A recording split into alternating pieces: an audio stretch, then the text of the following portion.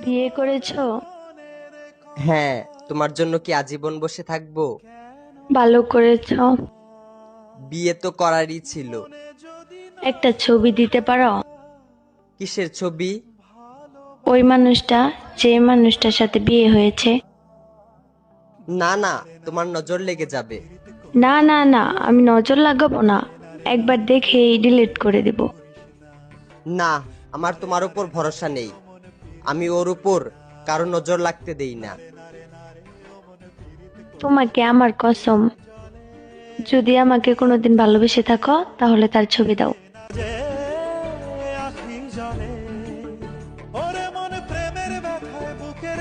এইটা তো আমার ছবি। তোমার পর আমার জীবনে আর ভালোবাসাই আসে নাই। তারপরও মুখে এত হাসি নিয়ে ঘুরো।